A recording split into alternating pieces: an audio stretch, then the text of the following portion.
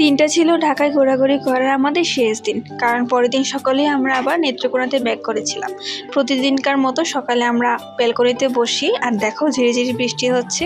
এর মাঝে দুপুরের সময় একটা সুন্দর প্লেন এসে ল্যান্ড করলো আর আমরা সবাই মিলে এটিকে উপভোগ করছিলাম। একটু খেয়াল করলে দেখতে পারবে উপরে মেট্রো যাচ্ছে আর নিচে প্লেন। বিষয়টা এত সুন্দর।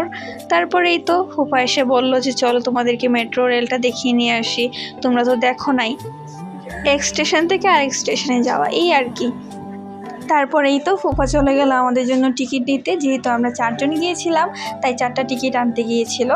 আমাদের যেহেতু এই বিষয়ে একদমই ধারণা ছিল না তাই ফুফাই গিয়েছিল আর আমরা দূর থেকে দাঁড়িয়ে দাঁড়িয়ে বিষয়টা দেখছিলাম আর খুব উপভোগ করছিলাম, কারণ এটা আমার জন্য ফার্স্ট টাইম ছিল।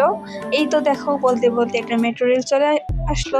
যদিও এটা আমাদের ছিল না, আমাদের অন্য আরেকটা স্টেশনে যেতে হবে, তারপর আমরা এটা একটু দেখছিলাম। তারপরে এই তো আমি বলছিলাম দেখো দেখো এটা আমার ফার্স্ট টাইম মেট্রো চড়া, আমি খুব এক্সাইটেড ছিলাম আর বলছিলাম এগুলো। তারপর আমরা এক স্টেশন থেকে আরেক স্টেশনে চলেই গেলাম, চলে গিয়ে এখানে একটু ঘোরাঘুরি করলাম।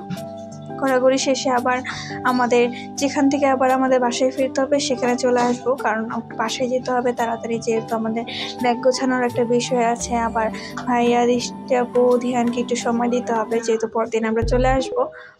আমরা অনেক ঘোরাঘুরি করতে পছন্দ করি, আপনারা সবাই দোয়া করবেন যাতে আমরা বেশি বেশি ঘোরাঘুরি করতে পারি আর আপনাদেরকে ভিডিও দিতে পারি। আর এদিকে আমি ফুপিকে একটু মজা করছিলাম, বলছিলাম যে একটু হাই দাও, ফুপাকে বলছিলাম যে একটু হাই দাও ভিডিওতে। তো তারাও আমরা একসাথে থাকলে খুব মজা করি। যতদিন ঢাকায় ছিলাম অনেক মজা করেছি আর অনেক নতুন নতুন ভিডিও আছে, সেগুলো আস্তে আস্তে আপলোড করব।